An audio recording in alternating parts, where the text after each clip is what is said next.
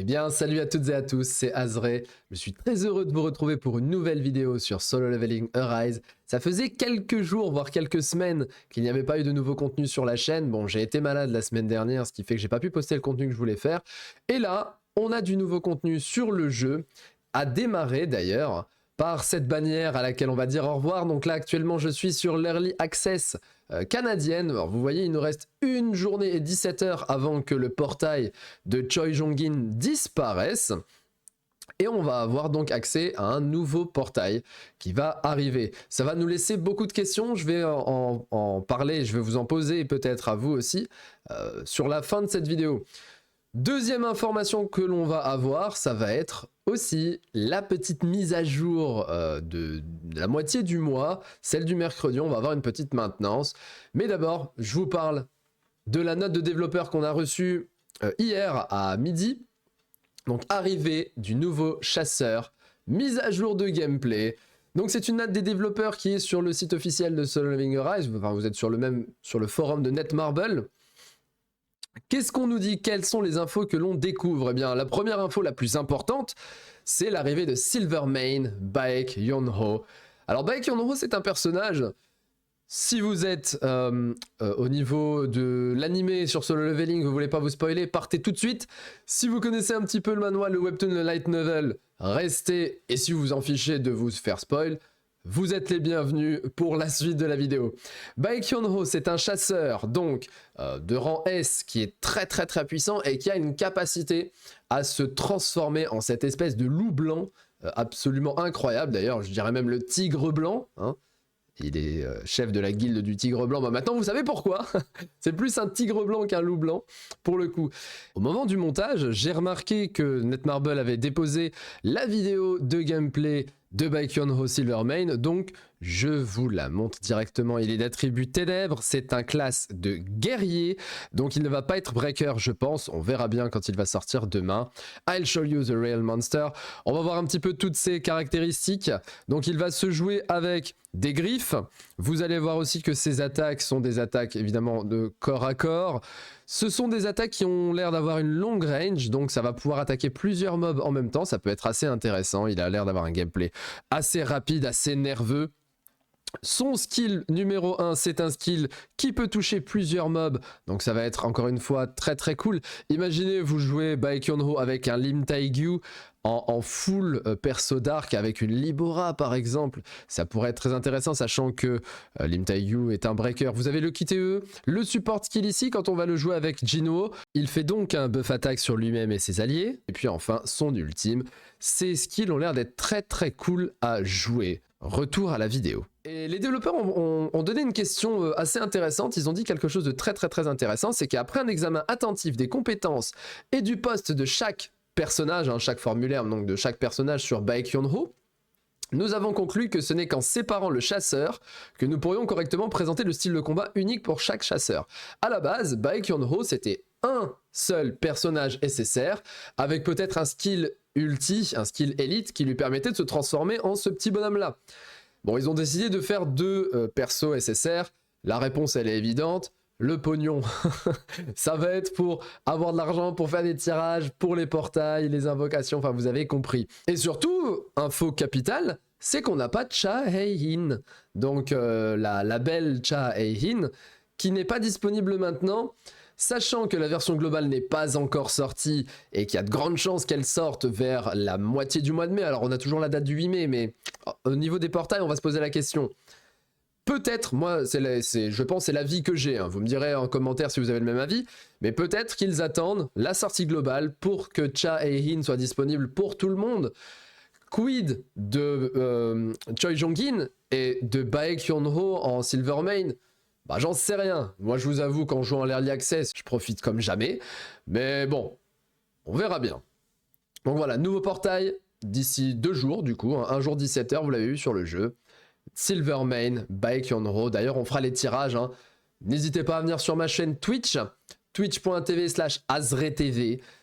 On joue sur Solo Leveling Arise les fins de semaine, c'est-à-dire les jeudis, les dimanches et les vendredis, si je dis pas de bêtises. Enfin, vous irez voir mon calendrier. En tout cas, fin de semaine, on fait du full Solo Leveling Arise. Et donc la deuxième information, c'est par rapport au gameplay dynamique. Alors on vous dit, on a déjà réduit la difficulté du combat du chapitre 8.5 le 11 avril. Le 8.5, on va regarder un petit peu à quoi ça correspond. Dans le game mode. Alors faites pas attention, j'ai pas encore tout débloqué parce que je vais très lentement dans la story mode. Mais le chapitre 8.5, on est ici, hein, c'est le fameux chapitre d'Ygriss. Alors on a le 8.1, 2, 3, 4, 5. Donc c'est le Ready as You'll Ever Be. C'est celui où vous avez les deux mini-boss qui sont disponibles juste avant le Protector of the Throne, c'est-à-dire Ygriss au level 34. Bon, leur puissance a été réduite, effectivement, on n'était pas à 44 500 de puissance pour réussir à faire ce mini-boss. J'aimais bien, personnellement, parce que c'était un gear check. Il fallait vraiment qu'on booste Jinwoo, il fallait vraiment qu'on booste absolument tous les autres personnages de la team pour pouvoir réussir à passer ce gear check et derrière pour pouvoir passer Ygriss. Et je trouve que cette succession de boss, double boss puis boss derrière, c'était vraiment génial. Donc je trouve ça un petit peu dommage d'avoir fait en tout cas cette première réduction. Ensuite, on nous dit aussi améliorer le plaisir de l'expérience du combat, donc la difficulté du pouvoir de destruction sera réduite. Je vous avoue que je peux pas vous en dire plus sur le pouvoir de destruction, tout simplement parce que je l'ai pas encore débloqué. C'est le chapitre 14, je suis encore au chapitre 13, j'avance sur mes live Twitch sur le story mode et je fais tout le reste en fait en off. J'arrive quand même à jouer sans avancer dans le mode histoire, mais il va falloir que je le débloque. Encore une fois, soyez présents évidemment sur Twitch pour la suite. Ensuite, on nous dit...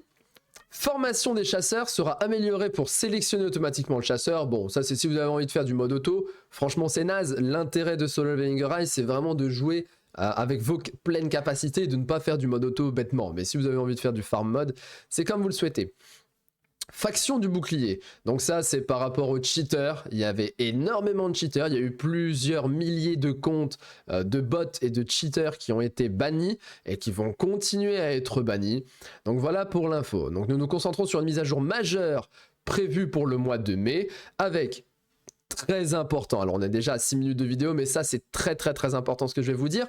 Envisager une réduction du coût en or pour le remplacement des artefacts. Si vous avez regardé ma petite vidéo 5 tips et astuces pour démarrer, pour bien débuter sur Solo Leveling Arise, vous avez dû voir que quand on a un personnage et qu'on a ses artefacts, si on veut changer d'artefact, je prends n'importe lequel par exemple, je fais équiper, et ben ça coûte de l'or, ça coûte beaucoup même, 12 000 pièces d'or pour pouvoir faire juste un swap, juste un changement d'artefact, hein, sans même faire quoi que ce soit, ça coûte extrêmement cher en fait. Donc la mise à jour nous dit... On envisage une réduction du coût. Personnellement, j'aimerais aller vraiment plus loin. J'aimerais dire, supprimez-moi ce coût en or pour le remplacement des artefacts. Je trouve ça naze parce que l'utilisation de l'or, c'est le nerf de la guerre dans Solo Leveling Arise. Vous allez avoir besoin d'énormément d'or pour upgrade vos artefacts. Envisagez une réduction du coût. Supprimez tout simplement le coût de réduction. Ça sera plus simple. On sera très heureux à ce niveau-là. Et on continuera à jouer à votre jeu. C'est ça que j'ai vraiment envie de vous dire. Ajout des sources supplémentaires pour acquérir des puces d'amélioration d'artefacts. Bon, ajout des sources supplémentaires, c'est cool. Amélioration de la méthode d'acquisition de récompenses pour le système de Power of Destruction. J'y connais rien là-dessus, donc bon, tant mieux. Ajout de l'histoire de Kargalgan après le chapitre 15. Donc effectivement, si on se réfère au story mode, donc moi je vous avais dit, je suis encore au chapitre 13. Il y a le 14 qui est là, et donc là on a Kargalgan au chapitre 15. On va avoir la suite, donc une nouvelle histoire. Ça va être très bien. Développer divers contenus et défis. Ajout de nouvelles histoires aux Archive Hunters. Bon, ça c'est pas mal. Hein. Et ajout de amélioration de la méthode de vente et récupération de toutes les armes et artefacts. C'est vrai que pour l'instant c'est encore un petit peu laborieux. Donc voilà pour la première information. Et la deuxième information, elle est sortie aujourd'hui. C'est l'avis de maintenance régulière. Donc là, on a une maintenance qui est assez intéressante, hein, qui vient de sortir, parce que donc demain, hein, c'est marqué mercredi 17 avril, ajout d'une nouvelle arme SSR exclusive pour les chasseurs, et ajout d'une nouvelle arme SSR pour Jinwoo. Pardon. Donc pour Sung Jinwoo, alors la nouvelle arme SSR, c'est très certainement l'arme signature de Baek en Silvermane qui va bientôt débarquer. Et la nouvelle arme SSR de Jinwoo, aucune idée. Pour l'instant, on va voir, on va découvrir. Ajout de 2 nouveaux portails de type rouge, de nouveaux événements, des nouveaux packages, évidemment, hein, payez. Ça reste un gacha, c'est logique. Fin de l'événement de Choi Jong-in, donc mercredi 17h, enfin mercredi 17 avril à minuit. Le petit aperçu de chasseur de Choi Jong-in se termine, l'événement pour récupérer son arme se termine aussi, et puis on peut réinitialiser le compte total des achats. Et puis on nous dit indemnisation de l'entretien, ça risque d'être récurrent cette espèce d'indemnisation de l'entretien. 300 pierres d'essence, une petite clé de porte et puis 10 améliorations d'armes de rang 2, ça c'est cool, c'est très très cool. Calendrier peut être sujet à changement. Donc voilà, par rapport aux infos qu'on a donc sur le jeu est en maintenance dans pas très longtemps, il est très très bien suivi, donc ça on est très content sur ce plan-là. Nouveau portail donc qui va arriver, hein, je réitère, au revoir Choi Jong-in, bienvenue à nouveau Baekhyun-ho, le Silvermane, et donc je voulais vous poser cette question, qu'est-ce qui va se passer pour l'arrivée de la globale? La globale, on va avoir très certainement dans un mois, hein, puisque là il nous reste un jour, la bannière elle a duré 30 jours, à peu près elle a duré un mois, celle de Choi Jong-in. La bannière de Silvermane Baekhyun-ho va très certainement durer un mois aussi. Donc si elle dure un mois, et que la globale sort le 8 mai, un mois on est le 17 avril, ça va faire 17 mai. Donc moi je pense que la sortie de la globale tournera plutôt autour du 17-18 mai et pas forcément autour du 8 mai. Parce que si ça arrive au 8 mai, les gens ils vont ouvrir leur serveur global, ils vont faire leur compte et puis ils vont arriver sur bannière de Silvermane Baekhyun-ho avec 10 jours de temps restant. Alors que nous, en jouant à la canadienne, on aura eu l'occasion d'avoir quasiment un mois de bannière, enfin complètement maintenant un mois de bannière. Donc je trouve ça un petit peu bizarre, ce système-là. Donc je pense que la sortie du jeu va être aux alentours du 17 mai, si c'est logique, hein, s'il joue de manière logique. Donc Chae-in va démarquer. Va débarquer. Si jamais Chae-in débarque le jour de la globale, comment vont faire les joueurs pour avoir Choi Jong-in et Silvermane Baekhyun-ho? Dites-le moi en commentaire parce que je n'ai pas trouvé l'info.